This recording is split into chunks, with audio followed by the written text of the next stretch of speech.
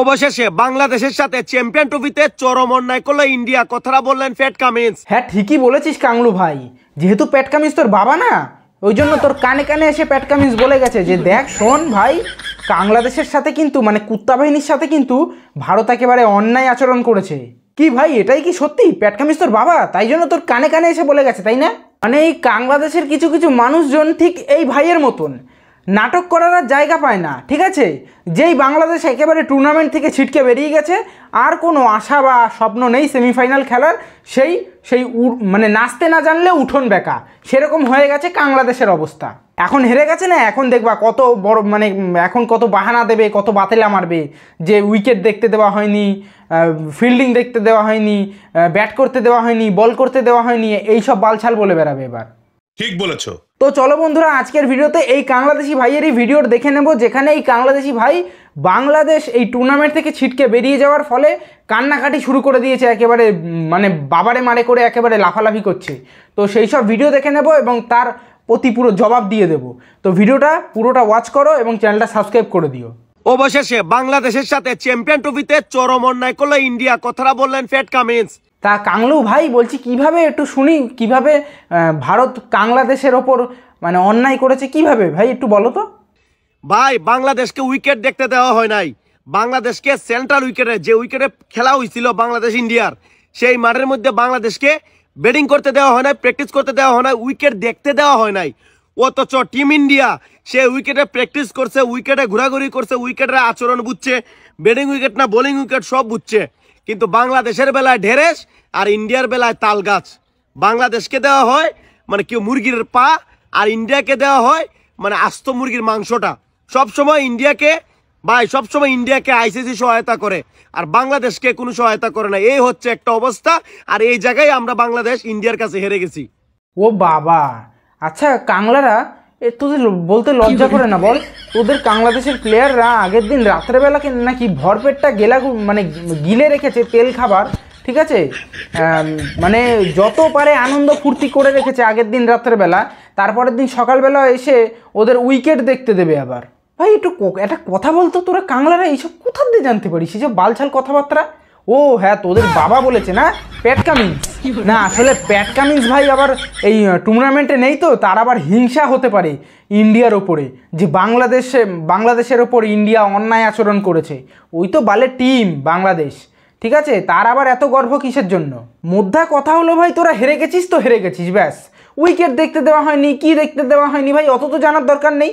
তোমরা খেলতে পারোনি, তোমরা হেরে গেছো, ব্যাস। অবশেষে নিউজিল্যান্ডের সাথে লজ্জিতভাবে হেরে চ্যাম্পিয়ন ট্রফি থেকে বিদায় নিল বাংলাদেশ। হায় হায় রে, নিউজিল্যান্ড তোদের পদে একেবারে জুতো গুজে দিল বল। এ বাবা, এবার কি হবে? যাই হোক বন্ধুরা, এবার কি হবে সেটা জানার আগে ভিডিওর একটা ছোট্ট একটা পার্ট আছে, সেটা একটু দেখে যাও, স্কিপ করো না কিন্তু। গেম খেলে শুধু মজা নয়, আয়ও সম্ভব। মোস্ট প্লে দিচ্ছে অসাধারণ সব সুযোগ। মোস্ট প্লে বাংলাদেশ ও ভারতের মজার এবং সবচেয়ে বিশ্বস্ত একটি গেমিং প্ল্যাটফর্ম।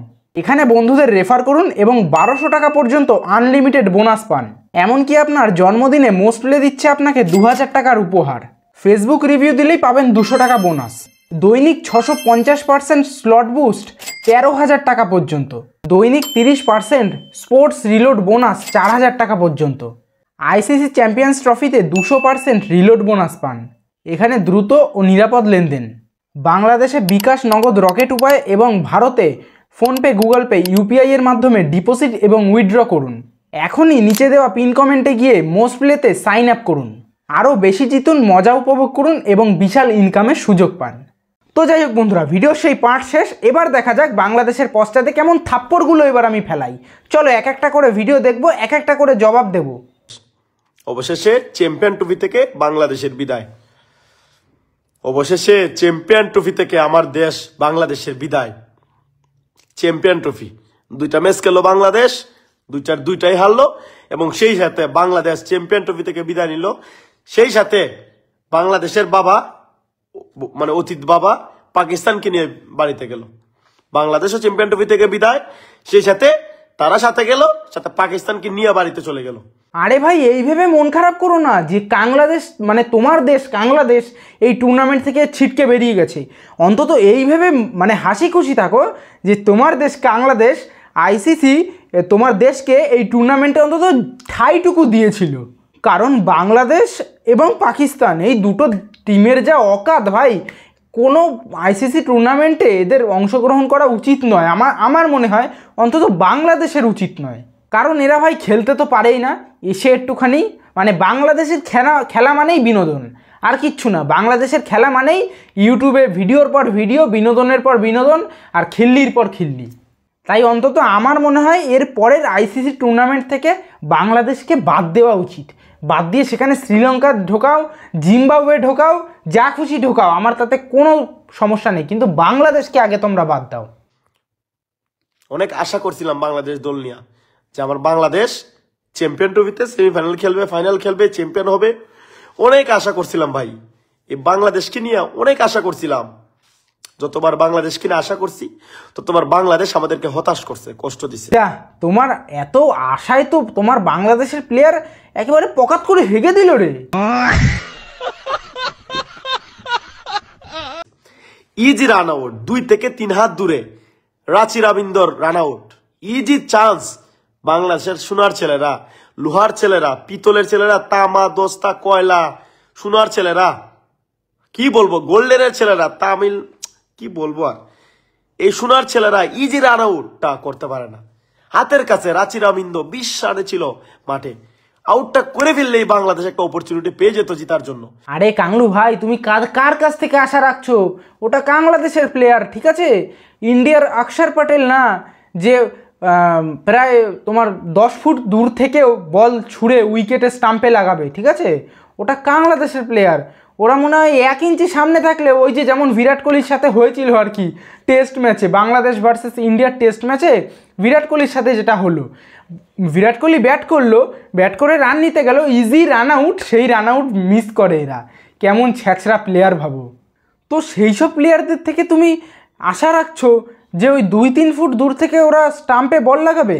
এরা ভাই কিভাবে যে এই ইন্টারন্যাশনাল ম্যাচ খেলার সুযোগ পেল ভগবান জানে। এর থেকে তো আমি অনেক দূর থেকে বল লাগিয়ে দেবো স্টাম্পে। হ্যাঁ সত্যি বলছি, ম্যাচটা আমিও দেখেছি লাইভে বসে, ঠিক আছে? পুরো সামনে ইজি রান আউট, সেটা মিস করে দেয় বাংলাদেশের প্লেয়ার। আর আমি কি মজা পেয়েছি যখন রাচিন রবীন্দ্র ওই রান আউট থেকে পুরো বেঁচে যায়, তারপর ক্যাচ মিস হয়ে যায়, পুরো হাতের ধারে ক্যাচ, ওই কে মাহমুদুল্লাহ রিয়াদ নাকে, যাই হোক, তো ওনার ওই হাতের ধারে ক্যাচ মিস হয়ে যায়। আমি কি যে মজা পেয়েছি। কালকে রাচিন রবীন্দ্র সেঞ্চুরি করেছে, সত্যি বলছি বুক ভরে আনন্দ করেছি। যাই হোক, বাংলাদেশই তো বিদায়, এখন মজাই মজা। মানছি 237 রান বেশি রান না, কিন্তু এই রানেও ম্যাচ জিতা যায় যদি আপনি ভালো বোলিংটা করতে পারেন। ভালো বোলিং বাংলাদেশ করছে, কিন্তু ক্যাচ সোনার ছেলেরা, রূপার ছেলেরা, কয়লার ছেলেরা ইজি ক্যাচ মিস করে দেয়। ভালো বোলিং বাংলাদেশ করছে, ইজি রান আউটের চান্স ছিল, সেটাই কাজে লাগাইতে পারে না বাংলাদেশ। দেখো অবস্থা, আরে কোথায় ভালো বোলিং করলো যা সালা।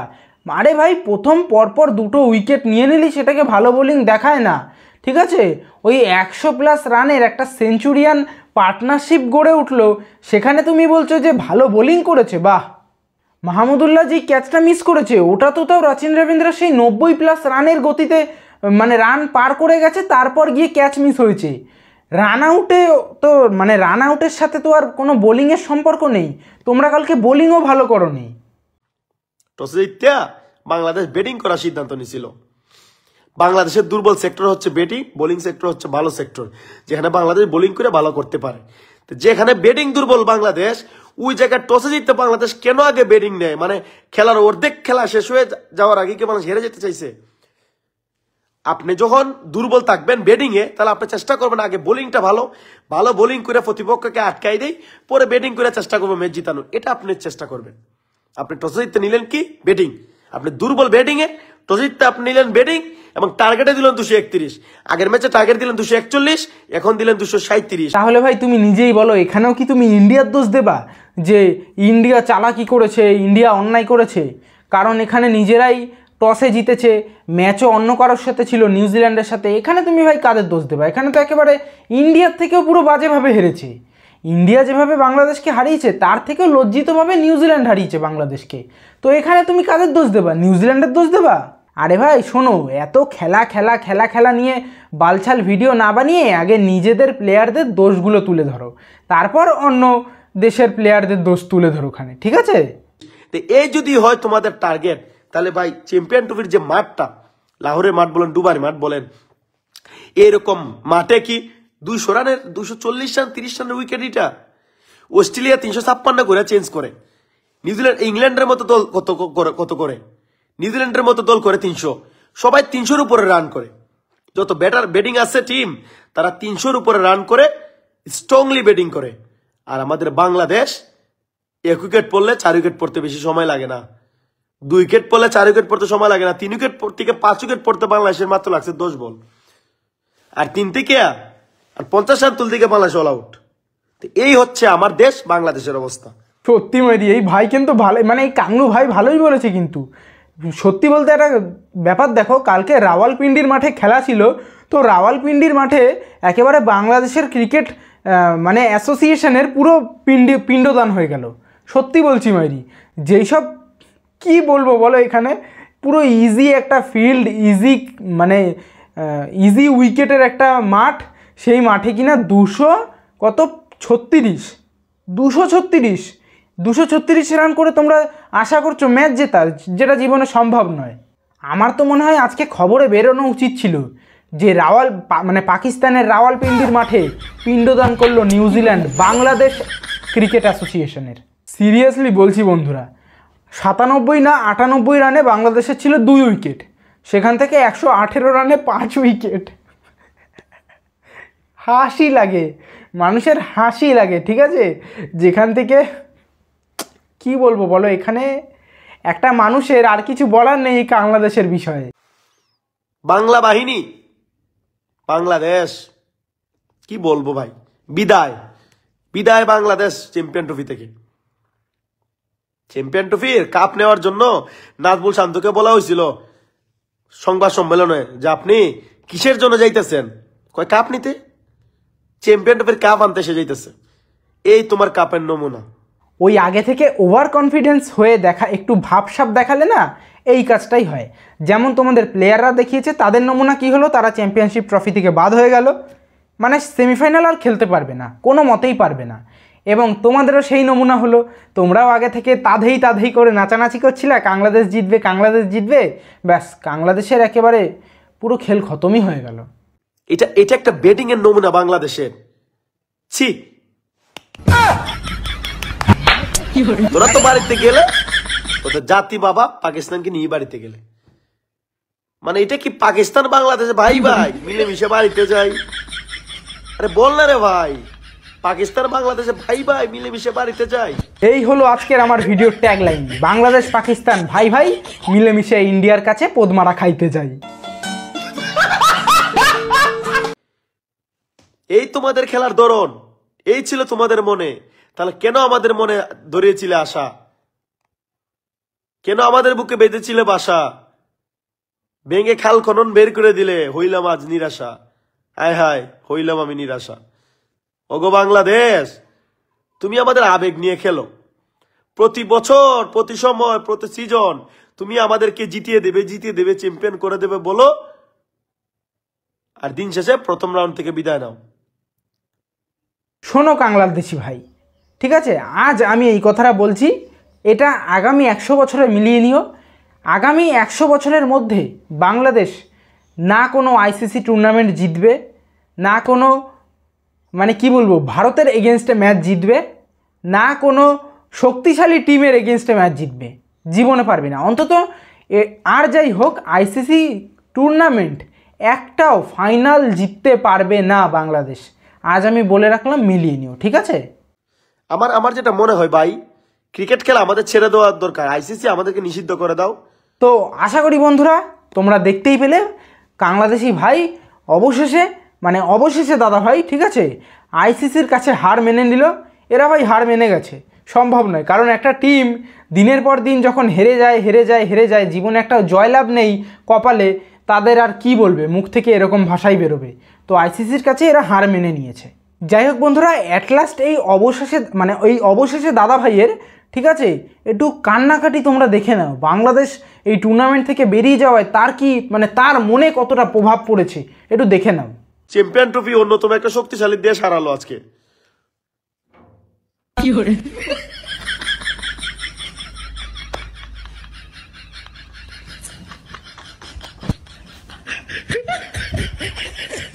হাই বাংলাদেশ।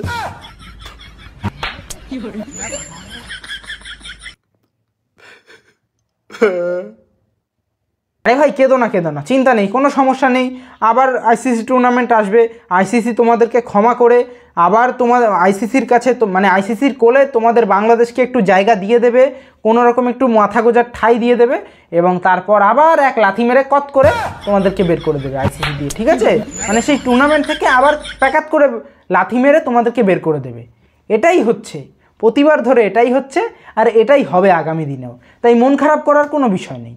এবং সবার শেষে আমি ওই বাংলাদেশি ভাইকে একটা জবাব দিতে চাই যে কিনা বলেছিল যে চ্যাম্পিয়ন্স ট্রফি একমাত্র বাংলাদেশেই সুন্দরতা পায়।